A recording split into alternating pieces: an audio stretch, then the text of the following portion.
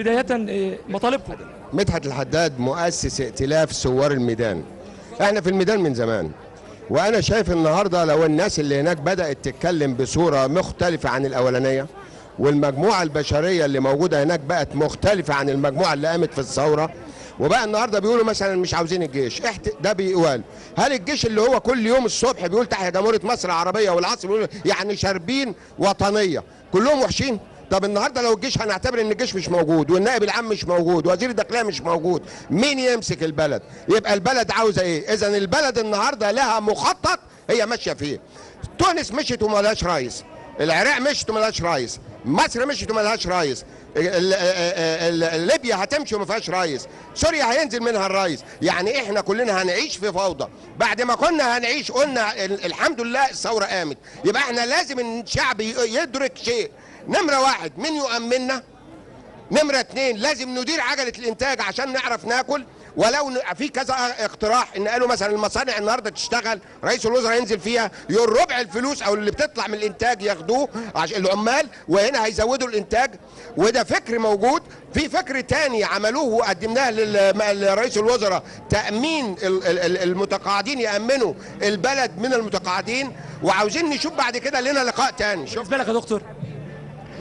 دكتور يسرى ابو شادي، وانا النهارده جاي بصفتي المصريه وليس الدوليه، جاي ادعم الاغلبيه الصامته اللي قررت انها تخرج عن صمتها بعد ما شافت مسلسل الانهيار في مصر، وان النهارده لا يحكم مصر مجموعه موجوده في التحرير. اللي بيحكم مصر هي الشرعيه المصريه اللي بموافقه الشعب وبنتيجه الاستفتاء قال ان هي القوات المسلحه المصريه. النهارده لا توجد دوله داخل الدوله. النهارده انا جاي عشان نقف مع الاغلبيه اللي عايزه ان المسلسل الانهيار يقف، واللي عايزه بتطلب من القوات المسلحه انها تتحرك بشكل حازم وتعرف ان الاغلبيه العظمى من الشعب المصري معاها، وانها تقف ضد مخططات بعض الساسه اللي بقالهم 40 سنه موجودين بره، واللي جايين لي النهارده عايزين يركبوا على الموجه باجنده اجنبيه.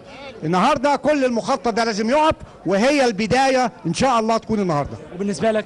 انا راجل مهندس صاحب شركه وشغال تبع السياحه، وعمري ما نزلت ميدان تحرير ولا اشتركت في اي مظاهره، وجاي هنا لما سمعت فئه صامته.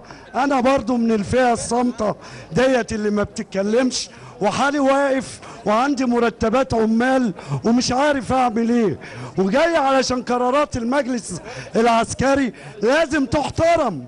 المجلس العسكري هو امين على البلد، وهو درس في الكليات معنى ايه مصر، يبقى لازم قراراته تحترم. بالنسبه لك؟ انتوا مش امنا عليه يعني. الجيش والشرطه والقضاء والشعب خط احمر.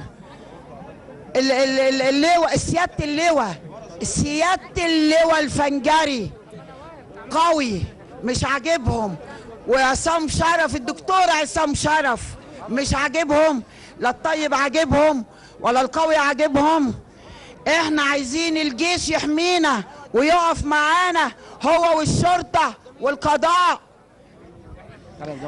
احنا النهارده جايين علشان لينا مطالب محدده. اول حاجه احنا بنأكد على الاستفتاء ب 19 مارس، وبنأكد على ان عايزين عجله الانتاج تدور، عجله الانتاج تاني مره تانيه. بنأكد احنا ان في المحاكمات تكون محاكمات بدون اي ضغط من الراي العام، وان نعرف مين الشهداء اللي استشهدوا واماكن استشهادهم حتى نقدر نحدد مين الذي يستحق التكريم ومين الذي يستحق التجريم. عايزين نعرف مين اللي فتح السجون، عايزين نعرف مين القناصه جايين منين، عايزين ناس الجهات والحركات المموله، عايزين نعرف مولت من مين اللي كان بيمولها، والتمويل ده راح لفين. نعم. واتصرف في ايه. في حاجات كتير قوي. الوضع بقى ضبابي، والميدان بقى مسيطر على كل اراء الشعب. احنا اغلبيه صامته ومش هنسكت تاني بعد كده، والنهارده قررنا ان احنا نتكلم. نعم. خالد ياسين. أيوة. خالد، اشكرك شكرا جزيلا. خالد ياسين، مفادنا الى روكسي، واشكر ضيوفه الكرام.